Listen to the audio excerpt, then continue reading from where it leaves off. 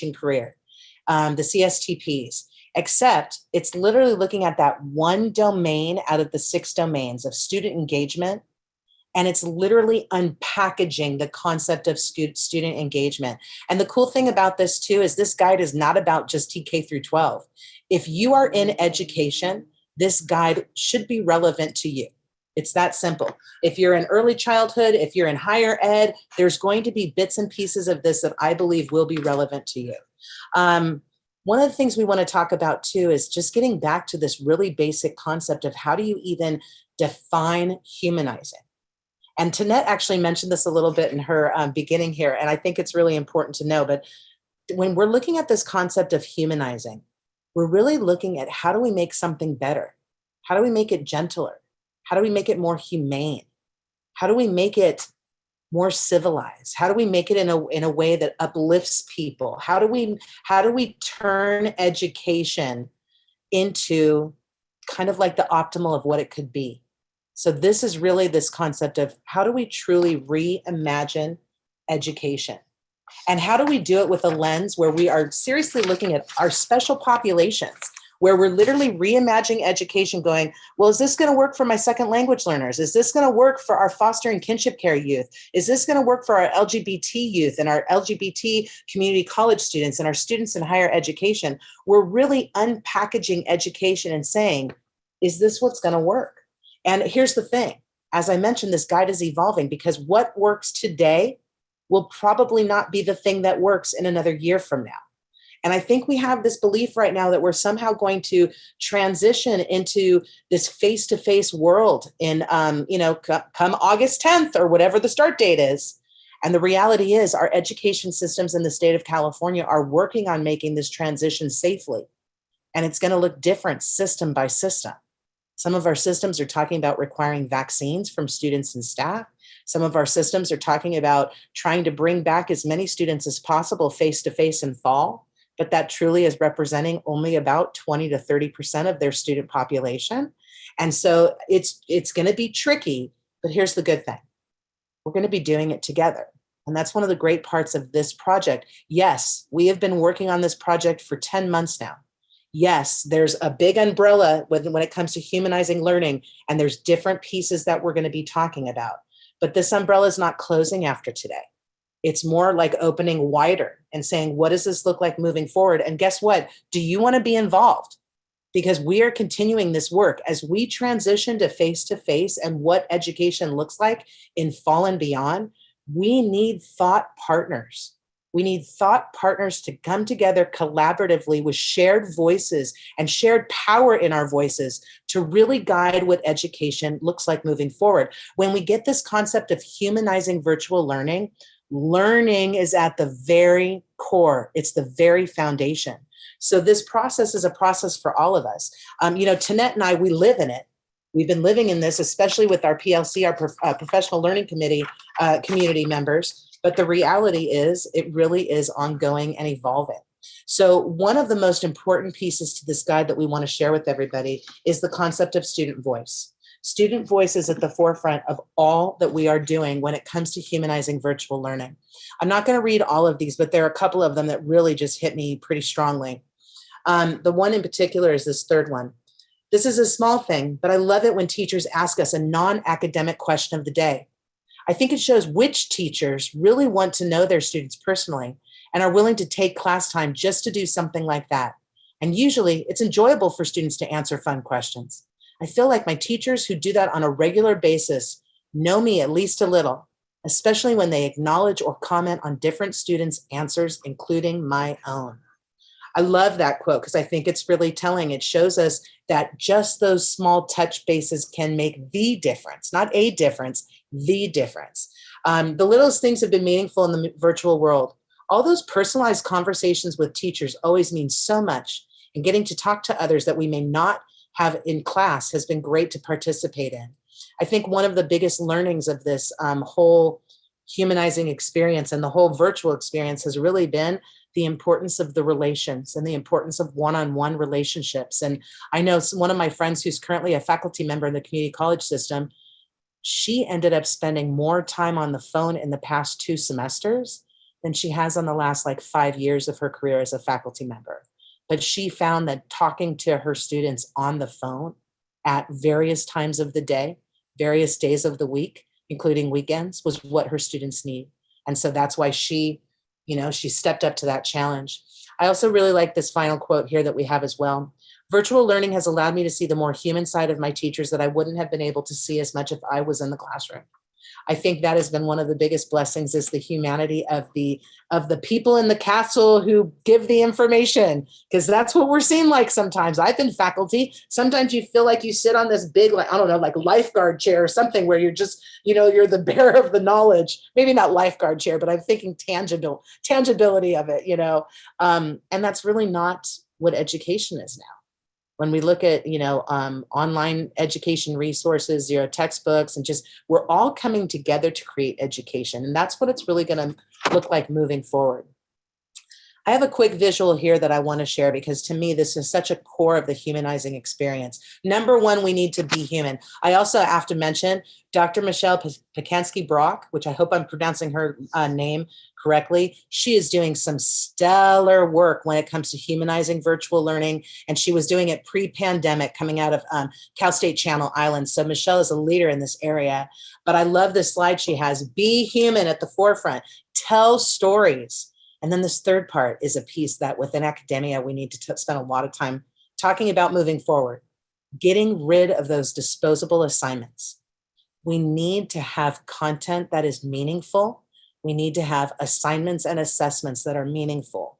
And so that's something that's a huge piece that's different in this virtual space, is we're now looking at education in a different way in terms of the assignments and whatnot that we share with students, and really making sure that what we give them are what they need, and not just kind of extra fluff. In the pandemic, it has shown us that nobody needs extra right now. If we need extra, it needs to be specifically tailored for us extra. I'm saying nobody needs the baggage of extra, where you sometimes just have these extra assignments that are like busy work. If busy work is done when we look at reimagining education, it has to be, especially in higher education, and when we look at our students who have multiple worlds and multiple things happening at once. I want to go back just for 1 second. One thing I forgot to mention that I want to make sure I share. Within this project on humanizing virtual learning, we shared student voice already just a little bit. And when you dive into the guide, you're going to see that the guide has a lot more student voice. But student voice is only one kind of prong of the project. So we've got this overall umbrella of the humanizing virtual learning. At the beginning, we've been meeting for months and months about this, but in fall of 2020, JSPAC released professional development that was related to this concept to kind of get everybody's minds going in this direction. Following from that professional development, they continued it even into spring of 2021, continuing with this concept of how do we humanize data? How do we humanize the education experience? How do we make education as human as possible for students? They brought in network, all sorts of leaders, both at the state level and the national level, to get into this. But one other piece that we also need to share. So we've got the student voice, lots of surveys, lots of information from students, professional development, but we also really have the humanizing virtual learning professional learning community. And the PLC is the group of leaders who came together for the last, 5 months now, to be really looking at this concept and really trying to figure out what can we do to move it forward? How can we help to humanize education? So one piece of of our group, our PLC that came together, was looking at a tool that we created through JSPAC. And this is the brainchild of Tanette Salter, and she shared it briefly. I'm going to get into it for just a few minutes before we get into our panel. But this is the concept of Mary. And Mary is a cycle of education. This is what I was saying before in relation to the California standards for the teaching profession, and how there's that one domain that talks about engagement. Mary really takes that domain and just explodes it out. It just unpackages it in a very different way. As you can see by this visual, it's a cycle, but there's no entrance and there's no exit. It's an ongoing cycle. You can be involved at any point. Ideally, we're really looking for students to be actively having components of all of the 5 areas of Mary. So student autonomy is at the heart of this tool. It's at the heart of what we need for education moving forward. As I mentioned, individualized education is how we're moving. The idea of student autonomy is that it's personalized, it's authentic, it's meeting that student where they are and making sure they have a program that works exactly for them. Excuse me 1 second. Now, I love it when we're looking at these different elements of Mary. Mary, meaningful, engaging, relational, relevant, insightful. But I really think about this concept I personally think about meaningful right from the start. Because when we're talking about things being meaningful, they need to be attached to an outcome. They need to have not just a meaning and a purpose for the person who's assigning them, but there needs to be meaning and purpose for the person who's engaging in those assignments and engaging in that reflection. If we want our students to truly be like their best own advocate for education and really have control over their education, we need to make sure that they are engaging in meaningful activities as much as possible. And this goes next into this next area, engaging. The idea that education is an engagement. It's people working together for what the purpose is. It's not like the purpose is elsewhere and put upon us. Our purpose is part of the journey of education. The closer we can get to that for students, the higher our rate of student success will be. It's about what is your North Star? What is your why? What is your engagement? And that's what Mary gets us to, or is really pushing us to. The next part, I'm actually going to jump over relational and go to the concept of relevant, because in addition to being engaged in meaningful assignments and meaningful reflection, we need to have relevant. It really needs to be, is it a deep dive? Is it something that's related directly to me? Is it going to connect to my dreams for the future? Because that's how it's going to get relevant for me, if it's connected to me. Also, we talk about the concept of insight. And as an educator, as a student, how can we accept ourselves for where we are and learn how to advocate to get ourselves where we need to be? And so having that insight is about having that reflection on your own education experience and making sure that, are you getting what you need in education right now? Because if not, let's go to the relational side, because that's why relation is in this. And that's a relational piece is key to Mary. Who do you know? Who do you need to know? Where is your agency? Do you have access to student clubs? Do you have a mentor? Do you have resources in this area of education? Do you have people who, when you're having the hardest of hard times, who do you go to? It can be a colleague, it can be a friend, there's a lot of people who can fit into that relational, but you really need to constantly be thinking about who is your education alliance and how does that change over time? And so all of these components are essential to this concept of Mary and student autonomy and really kind of maximizing your potential within education, within your education experience. Now, before we get into our panel, I just want to showcase just a couple of pictures of some of the humanity of education and some of the humanity of virtual learning. And this was something I told Tanette in the PLC a while ago. I'm like, we've got to have pictures because the pictures are what to me brings it to life at times. So I took some pictures from our guide to share with everybody, and some of our panelists are going to be talking about some of these projects, most likely within the panel today. But I just want to share. On the left, it looks like Lincoln Logs or like, Tinker Toy kind of building, there's this whole building project. Guess what? That's a career technical education class in construction. Normally in the face-to-face world, they'd be building things like that within a classroom. What Humanizing Virtual Learning taught us very quickly is that all of our students don't have access to the same resources.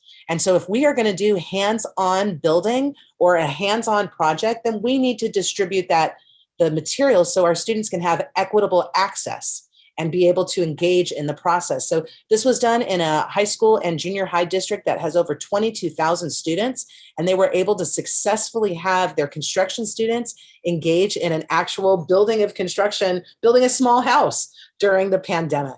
Also, the next picture there, this is a graduation picture, and this is at West Hills Lemoore, which is a community college in Central Valley. And this was an example of humanizing graduation last year, especially as it's May and we're looking at graduations for this year. How do we have our students feel like we know them and we care about them? And having those drive-through experiences, that's something that's of value that we may need to continue moving forward. One of the best things about the pandemic is we have some silver linings. We have silver linings that are going to change our education system moving forward, some great things that have happened. So for those of you who don't know me, I'm an asset model person. I'm always looking at the assets. I'm not a huge deficit model person. And it's not rose-colored glasses. It's an asset model minded, that's all. So the next example on the picture, it shows some video screens and a computer of somebody working. And on those video screens, this is a great example of, we had students who normally used to take trips to be in massive competitions. This one is related to video production. And there were some schools that said, nope, we can't do it. That's it. And we understand that this is a pandemic. Like, we need to be kind and we need to have grace and whatnot. But we also had some schools that said, okay, how do we make this work? And so this is an example of students who created video production. And oh, are the pics not showing? Somebody just said they're not showing right now. Sorry about that if they are not. It's just one screenshot that has all of the pictures on one screen. So the one next to it, hopefully people can see it, is, oops, excuse me, is a picture of an event that happened in summer and fall of 2020, that it was specifically related to a nonprofit organization, Boys and Girls Club, and then some other partners that they worked with, where they created some bags of wellness activities, and they handed them out to over 900 kids, 900 students in a local community, to try and just make things a little bit better for students. Another example we have here, and this one's kind of a weird picture because the student's face is cut off, and that was just to protect her. But this is a school where they literally were handing out kits to students so they could learn fractions through baking. And so this is an example of one of the students who was working on fractions. If I remember correctly, I think she was either in 4th or 5th grade, and she was learning about fractions through baking. And the school was able to do it in a way where they handed it out, and then people were able to check it out and be able to have the products that they needed to do the project at home. Lastly, now this last picture is not an example of humanizing the virtual space, but it's an example of what things may look like moving forward. And this is an example of what a school looks like right now that I know of. This is an outdoor school program. It is located in Agua Dulce, California, and they transitioned to the face-to-face space, and they still have a hybrid model where a lot of their students are coming in via Zoom and via other platforms, but you will see that the education now is not just sitting inside of a classroom in a traditional way like it used to be. Things are different than they used to be, which is so exciting. Now, with that, I am so excited to introduce our Humanizing Virtual Learning professional learning community. We have panel members that are here today, and I'm not sure if Chris has been able to join us. Earlier, Chris and I were texting today. He was called to an emergency IEP, and so he's hoping to join us if he's able to, but there's a chance that he might not be able to be here tonight. And unfortunately, I hope he's able to pop in at some point. But we have Marianne, Holly, Matt, and Mia here today. And I'm so excited. I'm going to go ahead and stop sharing because I am done seeing my stuff. I want to see my colleagues now. Let me move that over. And with that, I'd like our panelists to please introduce themselves. So Marianne, would you please go first to introduce yourself and then hand it over to somebody else on the panel when you're done, please? Sure. So I am Dr. Marianne Doyle. I am the Director of Human Resources and Equity Services for the William S. Hart High School District, and I'll hand it over to Matt. Hey everybody, I'm Matt Nelson. I am the Chief Executive Officer for Boys and Girls Club of Santa Clarita Valley. Pass it to Mia. Hey, thank you. Hi, my name is Mia Young, and I created a Facebook group called Distance Learning Educators to provide a space for educators to share resources during the pandemic. And I'll hand it over to Holly. Hi, I'm Holly Callalay, and I am a career and college readiness specialist at Golden Valley High School, which is part of the Hart School District, and also Castaic High School. Excellent. Thank you all for being here today. I really appreciate it. So let's go ahead with our first question that we're going to talk about. And I'd like for each panelist, if you're comfortable, to reflect on it. But we're really looking at this concept of humanizing virtual learning. And we want to know from your perspective, from where you sit, what is humanizing virtual learning? What does that phrase mean to you? And has it evolved at all being a member of the being a member of the Humanizing Virtual Learning professional learning community? So who would like to start us off? What does humanizing virtual learning mean to you? And how has that meaning kind of changed at all during your process in being involved in the community? Holly, do you want to start us off? Okay. I love being on the spot like this. You know, this has been kind of an interesting journey. I am a communications major, so much for me about teaching and learning is conversational. As we began our Humanizing virtual panel, I looked at learning in the context of teachers guiding subject-based conversations with students and using the virtual tools for us to engage and assess students.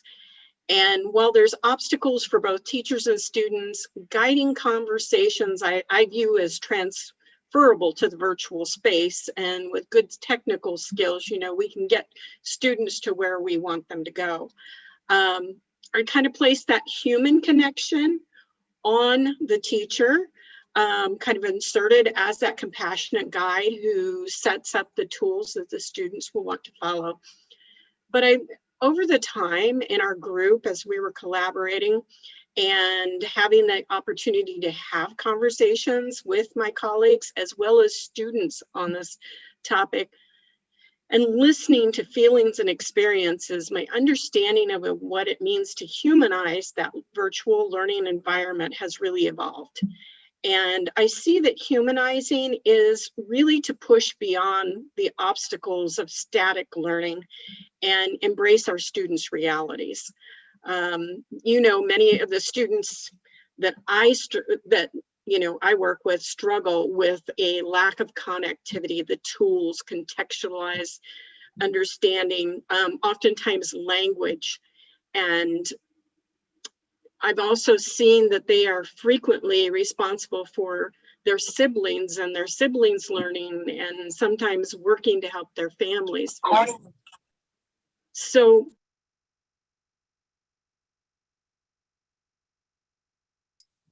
Holly, I apologize. I think I accidentally muted you. Somebody else came in and I thought I clicked them and I think I clicked you. I'm sorry. Total humanity moment right there. Sorry about that.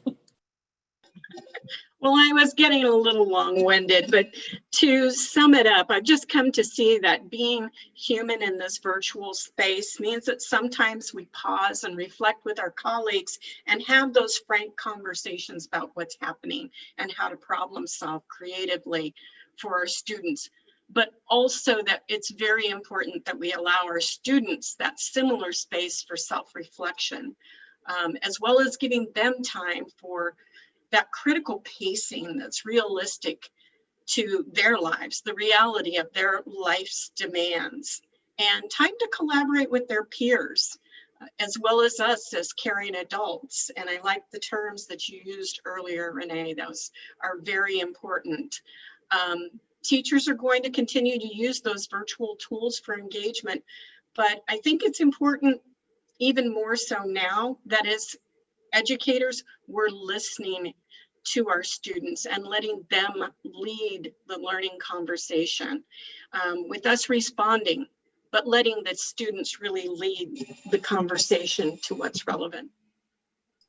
Holly, I love that response because it's student forward and it's student led versus the educators leading, which is a shift of what we've done. And I think it's so important. I also like that you also mentioned about how many of our students are taking care of siblings. That is an ongoing challenge that I think a lot of people think that it's like not an issue. It is a humongous issue.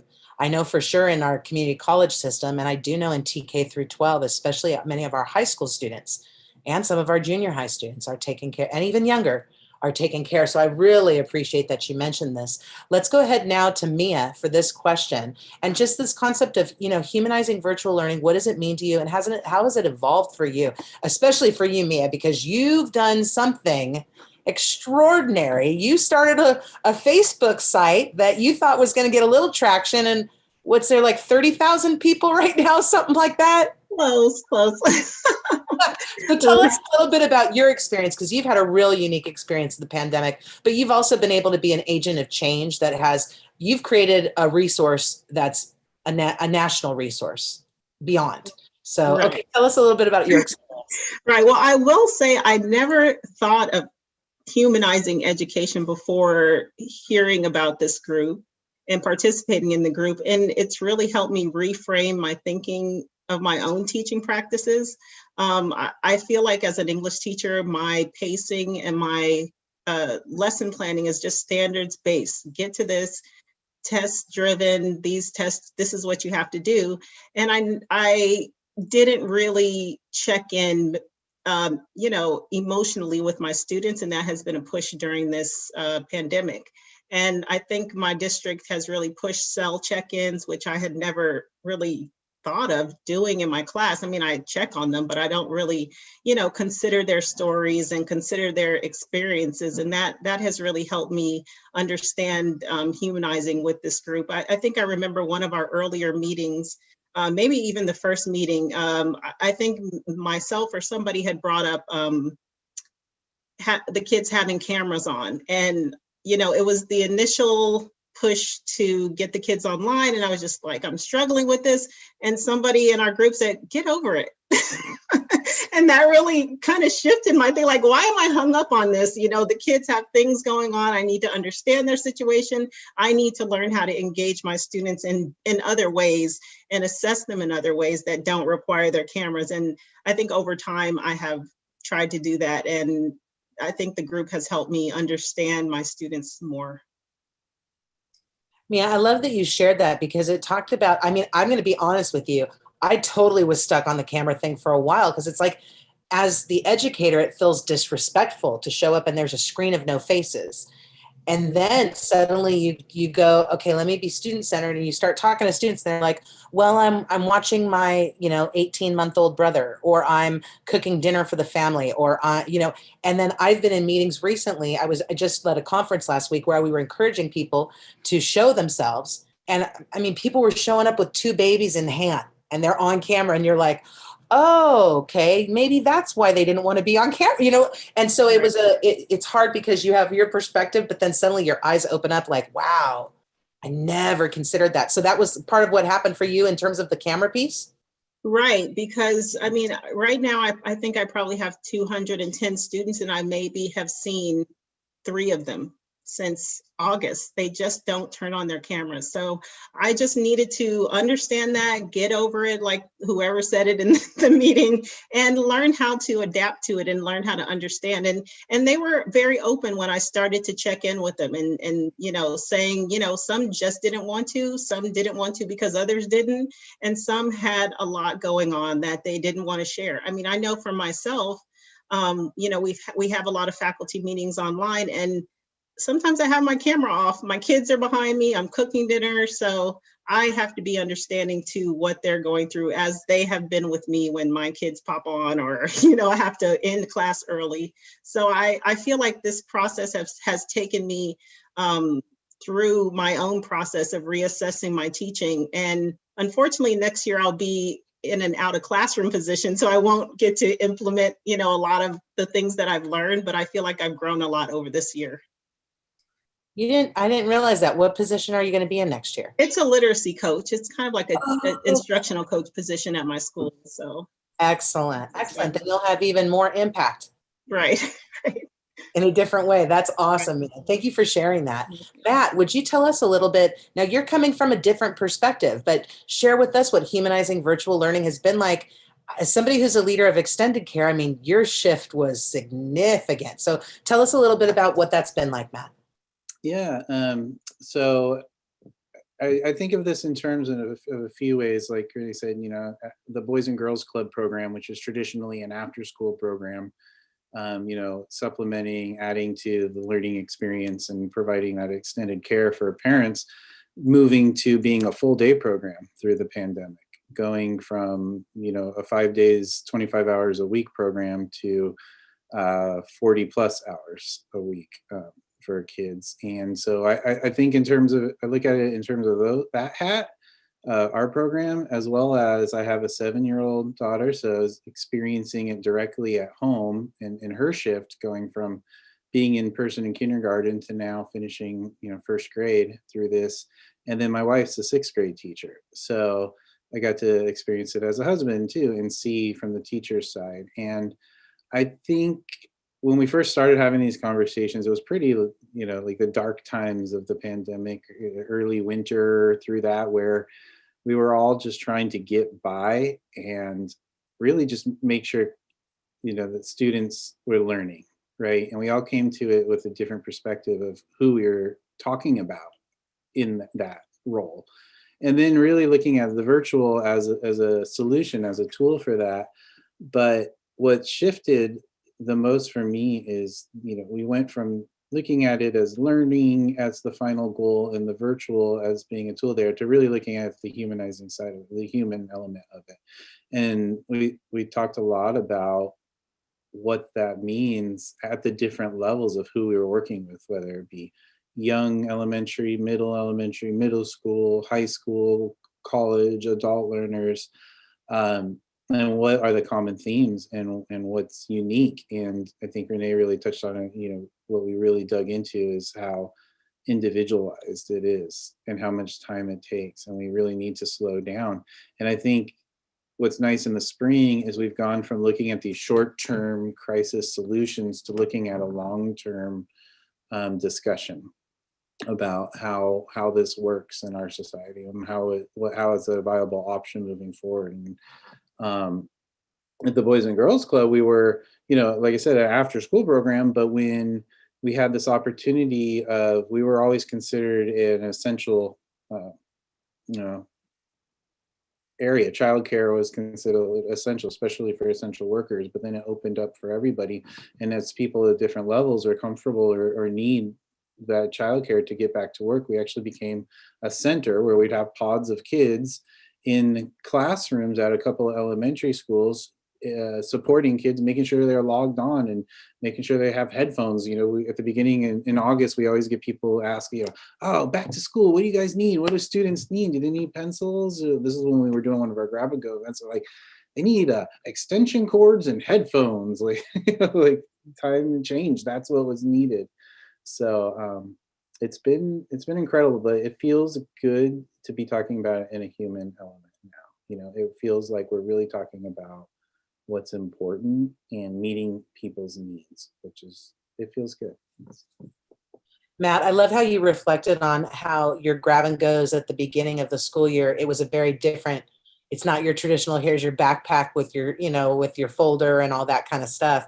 But it was, how do we get hotspots? How do we get extension cords? How do we get lights? How do we get, and I even saw that in the teaching space as well. I volunteer with a local nonprofit that is an education foundation. We normally do teacher grants once a year, and the teachers will say, here's what I need. Well, this is the first year that we moved our teacher grant program up by like 6 months. Instead of doing it in January and February, we moved it up till August. We spent all of our budget buying certain fundamental needs that the teachers were going to have, or buying certain fundamental items the teachers were going to need for fall. And then they did mini grants where it was like 4:00 on a Monday, you sign up and you get it instantly. And then Friday you come pick it up. And it was like, we had it in their hands in a week. Here's a ring light, or halo light. Here's this, here's that. And it was, pop up desk, and just a very different responsiveness than we've had to have in the past. And very much so, like you said, what does individual people need versus what is a collective? So thank you so much, Matt.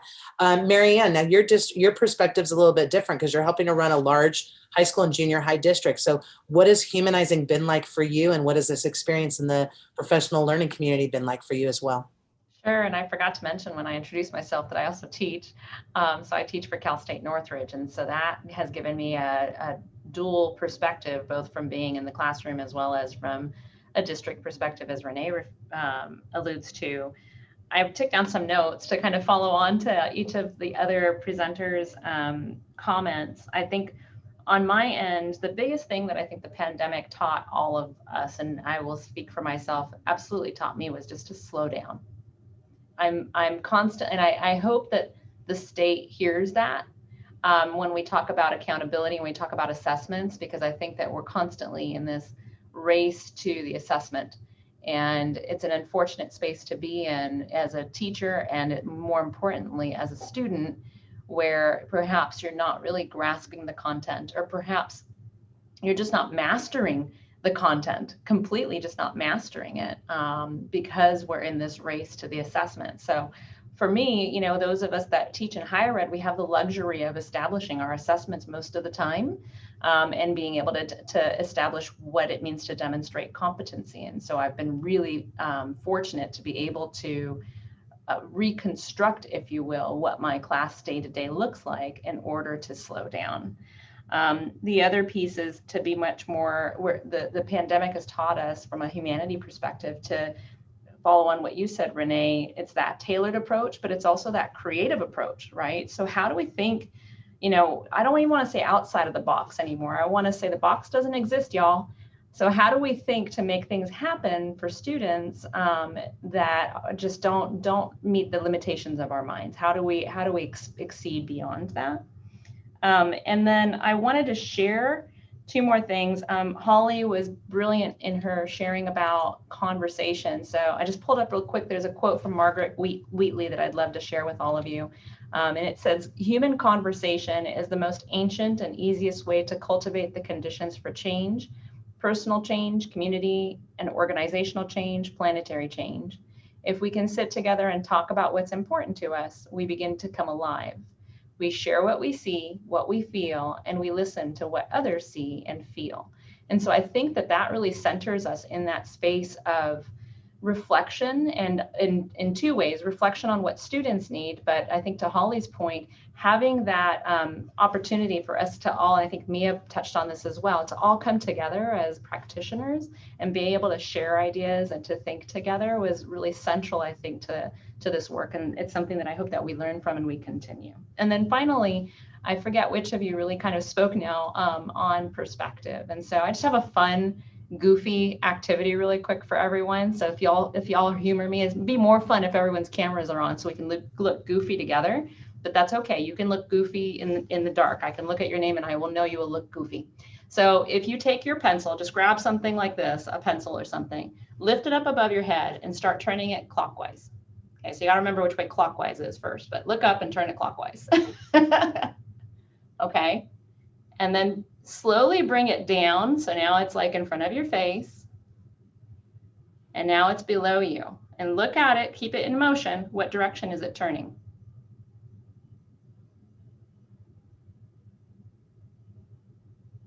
If you paid attention to the instructions, you should now be counterclockwise. So when you went from here and you came to here, clockwise went to counterclockwise.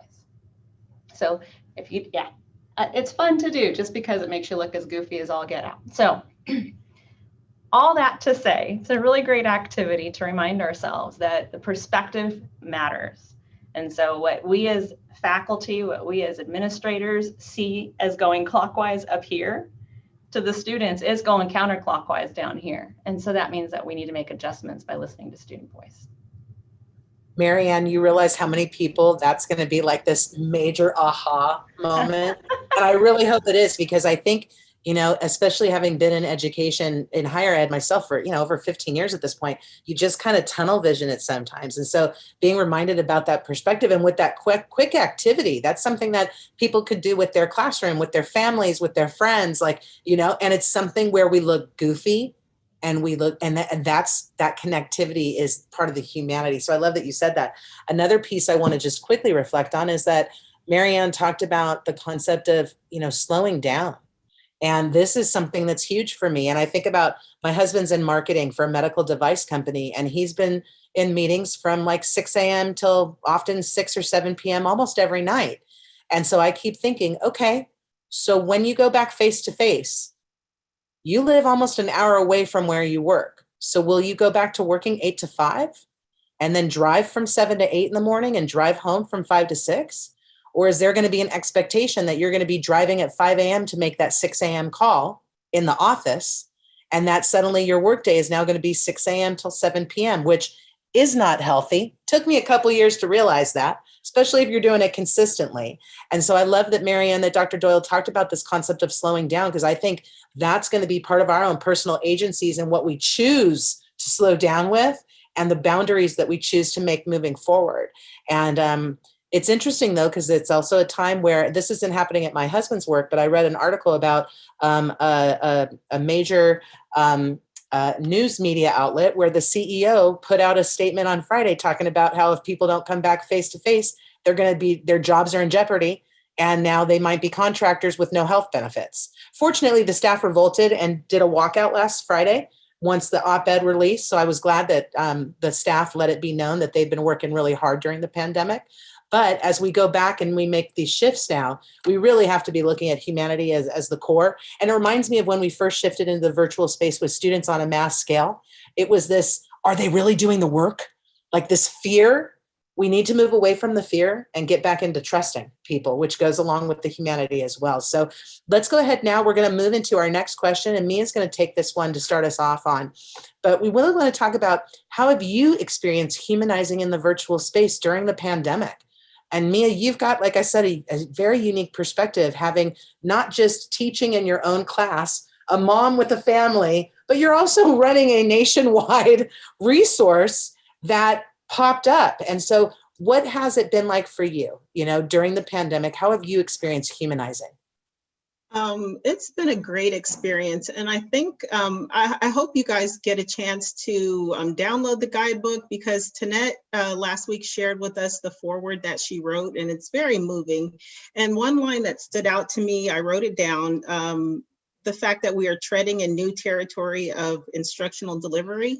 And that is really what pushed me to create the Distance Learning Facebook group. I mean, I was afraid. I had never taught online. I didn't know what to expect. I didn't know how to transition my traditional classroom into the virtual space. So initially, our group was just grabbing resources, sharing resources, collecting. I don't know why I have kindergarten guidebooks, but I collected everything and I saved everything. But it was just about, grabbing resources in case you needed them. And then it kind of transitioned like, okay, I have all these resources. What am I going to do with them? And how am I going to create an engaging environment for my students? And like you said, it was an evolution. And so then it became, okay, I've used all these resources this semester. Let me reflect on what worked and what didn't work, and how I can adapt it for the next semester. Then another transition happened. People were going back to school. How do I teach hybrid? How do I teach kids who are in my classroom along with people who are online? And I think now people are just like inching towards summer for that first break that we really had. We didn't have a break last summer because we were all preparing for fall, and kind of regrouping and trying to figure out what are the practices that we have adopted during distance learning, and which ones are we going to discard that we used previously. So I feel like I've learned a lot about collaboration. I've never collaborated with so many people before. I've never had an instant reaction to a question that I needed. I never had specified professional development. I mean, you can ask any question you want in the group, and it's full of educators, not just teachers, not just K-12, administrators, superintendents, people from the district are in the group, people, aspiring teachers, student teachers. So it's really been a great resource of support and leveraging community assets and pooling resources and supporting each other. Yeah, I actually was just trying to go to Facebook to pull up the link for the site. Would you mind dropping it in the chat when you have a chance? Because I bet we have other people who maybe haven't joined yet who'd be interested in checking it out at the very least. Yes, and I want to say, I mean, I met Renee in this group, and she kind of gave me my first taste of speaking on, online. I was just like, no, I don't do this kind of stuff. So this is how I met Renee, and we've connected over this last year. So it's been great. Yeah, I saw what Mia was doing very early on and tried my best to do whatever I could to help spread it, because what she had created was stellar. And it was like, let me just help this effort, because she's and Mia, along with a partner. I mean, they met wasn't it a Stanford class that you met together and hadn't really even met face to face, right? It took us a while to even meet face to face, but we were both grabbing resources, and I just said, hey, you want to do this with me? And she said, sure. And so we developed a group together. I love it. And they've even been profiled in the LA Times and some other media, which has been awesome. But what a great example of how to really humanize and what it's looked like for you. Matt, would you feel comfortable talking about this for a little bit next? Like, how have you experienced humanizing in the virtual space with your students in extended care? Sure. So, like I said, we shifted from the after school setting into the full day setting, and really becoming not teachers, but being there to support the kids through the learning time. And it's been very interesting. We've worked with some kids. We've been able to collaborate with the school district to find kids who weren't connecting at all. Some of them are homeless. Some, like we were talking about, had older siblings that were watching. Some that were saying they were getting things done, but they just weren't. And parents were working, and parents had other responsibilities, or some maybe just not as engaged as they really need to be in order for their students to be successful in this setting. In some ways, something we talked about is how for some parents, so it made us more involved in our children's education, and then but for others, they're not more involved, so the kids are suffering. So putting those kids in those different groups was really interesting. And for us, we really tried to group them by age and what would naturally make sense, but that doesn't work because none of the teachers have the same schedules, even at the same school teaching the same grade. So you're constantly juggling, making sure each individual kid, each individual student is logging on and, meeting their requirements, but also really trying to give them time off. Like nobody likes staring at the screen all day. Like we've been trying for the last, several decades to keep kids off of TV and off of their phones and computers. And then suddenly now we put them in front of it all day. But so we really balancing that out and adding that, the social and physical support is really, really important. And I think that really helped a lot of our kids excel. We had a wait list the whole time. Now that kids are back in full day in person in this district, we've shifted back to the after school, but we had a wait list the whole time. I think the schools really learned the value, I think many recognize it, but maybe didn't realize how much value that other out of school programs provide, like Boys and Girls Club. One teacher was asking if our staff could come in and help with discipline issues. And the principal had to say, no, that's, maybe, I don't know if it's because the teacher hadn't been in that situation face to face for so long, or, or just we happen to have some really amazing, passionate people working with the kids. And when the teachers started going back, they actually would refer to us, and my wife, when she had to go back, was calling my staff to ask, how are you guys doing like PE type activities? Because suddenly now I have to do these socially distanced PE activities. So what games work, what games don't work? So it really magnified the importance of those programs and what can be done virtually and what can't be done virtually. There's some programs that can be done virtually and can be done really, really well, but there's some needs that can't be met virtually and they need to be met, in person. And that's been interesting. And for our staff, some of them, it was their first time working with kids, or maybe some of them had, we had some young staff. It was difficult to hire people during a pandemic. Imagine that.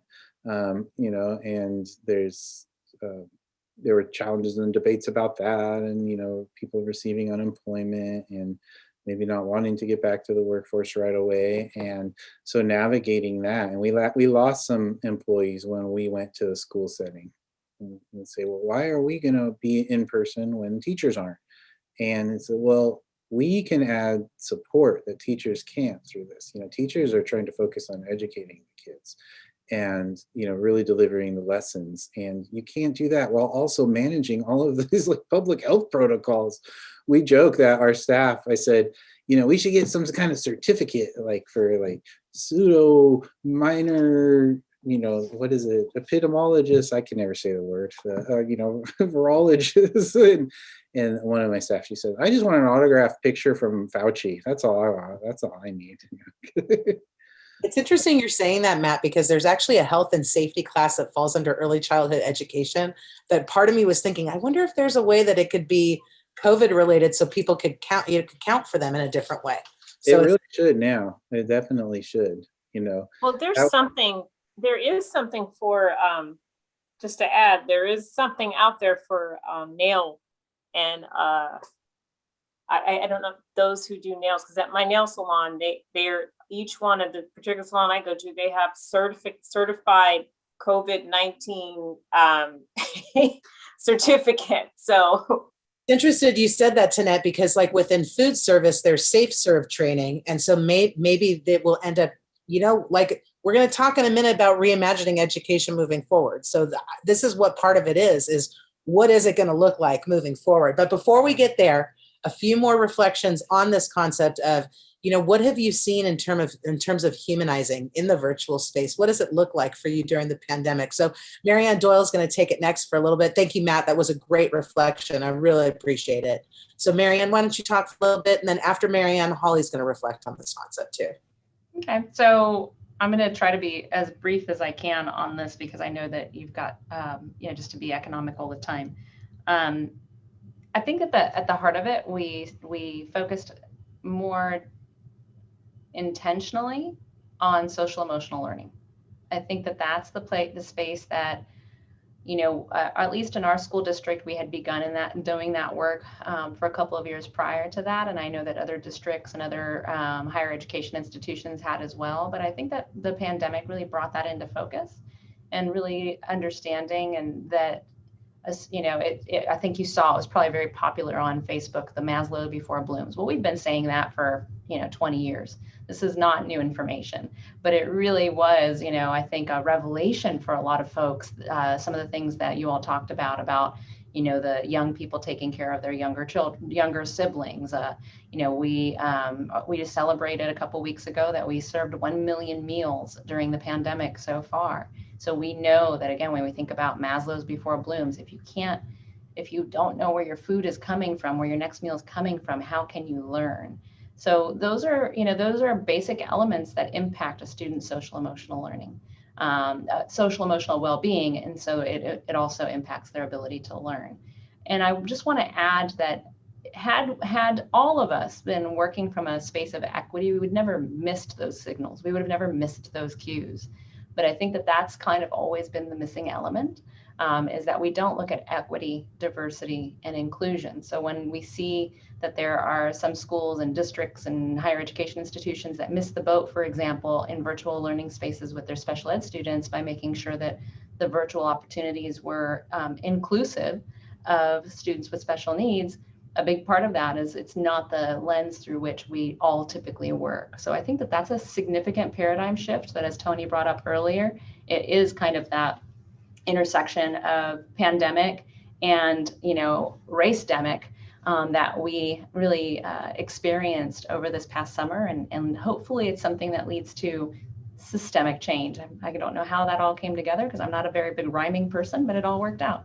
And then I would just say from social emotional perspective, I think, again, that slowing down has led folks to be more introspective and more willing to do some self-discovery, which has been a beautiful thing to see, both with folks in the education realm. And I hope that that's being led with students as well. It's definitely a topic of conversation in my classroom.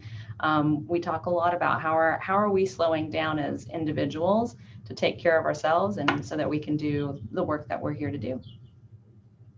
Wonderful, Marianne. Great reminders. And I appreciate you noting the time too, because we are at 12 minutes till our workshop ends, which is crazy how fast things go. But let's go ahead to Holly now to reflect on this concept of humanizing and what it's been like for you during the pandemic. Well, thank you. I come at this from a couple different lenses. The first one, I want to kind of take it from Marianne, what she was saying about the SEL. At Castaic High School, the administration implemented WIN time. So if you're not familiar with the WIN acronym, that's what I need time. And it allowed the students to ask any teacher for more time for really anything. It's a daily activity, WIN time.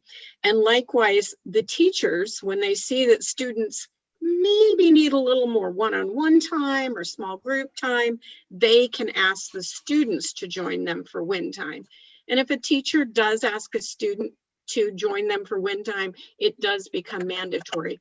But it gives the students that opportunity to really kind of relearn, rethink, and if they have something that they need to talk about, they can do that with their teacher, or really anybody who's on staff at school. The other lens that I look through is the career technical education piece of that. And it's so humbling working in CTE these days, because we have amazingly creative instructors, and they have found ways to make that hands-on learning more relevant. And our students have come together to really explode our recruitment for next year. We just had tremendous interest. And it's kind of interesting because I think the students definitely are figuring out that relevancy is very, very important. My conversations with students have really changed so that they're wanting classes that are aligned with their goals after high school. And they really want their learning to be purposeful. It's like, if I'm going to spend all this time trying to learn something, I want it to mean something. And I think that's in large part due to the pandemic and the students not having their peers readily available, and those distractions of the conversations that come on a high school campus. But I also think it's because our extended day program was kind of reimagined a few years ago. And I'm going to give a shout out to Dr. Doyle, who's on the panel. But we shifted to a hybrid model where the classroom is a blend of that traditional hands-on learning with the online. And so students, you know, I don't have to explain to them anymore what that is. And they're embracing it. They already understand that learning management system. They understand how their education is going to be delivered to them. And they're like, okay, yeah, I got this, no problem. Yeah, I'm going to do it. And so it's really kind of, I really have seen a huge shift. And again, very humbling, some great minds in there, lots of creativity, and it's wonderful. Holly, I love that. My son actually goes to the school that Holly referenced, and my son emailed a faculty member last week for win time for the first time. And I didn't realize he did it. And he goes, oh, I've got a win time appointment this Friday afternoon, Mom. I need to meet with my faculty. I said, oh, did they ask you? Because I know what that means. He goes, oh, no, I sent her an email yesterday and this is when she's available. And as you know, when we go back to Mary and that idea of student autonomy, for my 14-year-old male son to do that as a 9th grader, man, that tells me that win time, what I need is working. So I appreciate it. Okay, now we are going to our last question for, and this is going to be like a fast round on this one. Also, we're hoping that we can leave like maybe 2 minutes for questions at the end. So this is going to be very tight. I apologize. But Holly, I'm going to have you start off on this one because I think you already were getting into it. How do you reimagine education moving forward? So how do you reimagine education moving forward? Well, I think the tools definitely have been changed and teachers have learned to use those tools more effectively. But as we go back to the beginning and Tonette's wonderful introduction to the guidebook, I think that it's in there, that it's about really taking the time as educators to use those virtual tools to focus and hone in on our students and really embracing them and what their individual needs are. And I think we're going to see more and more of the lens on equity and strengthening that through the humanizing of virtual learning. Excellent, Holly. Thank you so much for that reflection. I really appreciate it. Matt, could you talk next for a little bit about what reimagining education looks like to you? And then Mia, I'm going to ask you after Matt, please. Well, I don't know how to add any more to what Holly said. That's, you know, I think it just opens up more avenues that I think maybe as a whole of society we weren't as open to and understanding, because I think that for some students, some parents and teachers are seeing how some individuals are doing really well in this situation. You know, that this could be a really great alternative learning model for various reasons, not just when there's a global pandemic, but when families are transitioning, when children's situation changes, when, you know, I took my graduate degree was all online. This is a few years back, and that's become more and more common for the adult learners. But I think for the younger people as well, that will be, I think we'll be more accepting of that as a whole. Matt, I love that you just said that and you called it an alternative learning environment. And here's one of my questions. Will it even be an alternative learning environment moving forward? I believe that schools that go purely to face and don't offer other options are going to see a drop in their ADA and their FTEs, which is their enrollment, which is the money that keeps their systems working. So I'm curious to see what it's going to happen, because there are some states and some education systems that are saying hard stance, we are only going face to face come fall. And then there's others that are saying, what is it going to look like and how do we adapt? So I appreciate you saying that. And Mia, what are your thoughts on the concept of reimagining education moving forward? I think the number one thing that stands out to me that many people here touched on was reassessing our grading practices and maybe a shift towards mastery grading. There are pockets of teachers at various schools that do that, but I think districts might be pushing it a little more and training their teachers on it. Mia, that's a fantastic contribution. I love that you just said that. I also wondered the impact this is going to have on standardized testing and some of the gatekeeping that we have in our education systems. So this is so insightful. Mary Ann, what are your thoughts on reimagining education moving forward? So just a few things, you know, I'm a researcher by education, so I will point to some of the most current, the latest and greatest documents. So the National Center on Education and the Economy has a blueprint. The state of Maryland has actually adopted that into law even after the governor actually vetoed it. The House and Senate came together and went ahead and passed that as law. So that's an interesting piece to definitely look into and to watch for. It is meant to completely deconstruct and then revisit education systems through an equity lens. In addition to that, the American Association of Superintendents published a recent report, and that's called, I want to say it's a new vision of public schools, I believe is what that one's called. And that actually articulates, once again, from an equity-centered perspective, but a number of other areas like how to be more future forward in terms of educational thinking. And then I would just round up with, as Holly said, I think it's important to look at the document. I appreciate that Renee has been timely in dropping that document for as people kind of pop in and out. There's been a lot of really just deliberate thought put into that space from a perspective of humanizing both virtual education and education in general. And so definitely worth your time. But I think it's that, you know, it's always good to triangulate your data. So it's always good to look at multiple reports. So I would definitely direct you to multiple reports in that way. Marianne, I'm going to make a shirt that says it's always good to triangulate your data because we would wear it. I love this too. And it's perfect too, because we were going to ask if there's any questions. I know we're 2 minutes till our end. So before I show the last slide, I just want to give a plug that we have a survey I've put in the chat. If anybody can take a few minutes to answer it, it will help us with our programming moving forward.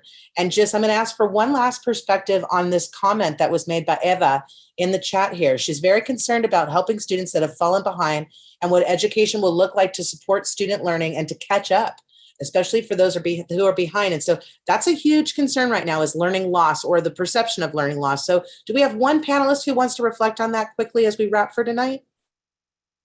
I can share my perspective. I think that you alluded to it a little bit, Renee. So there's two things. Learning continued to happen during the pandemic. So I think that that's a misperception from a political perspective.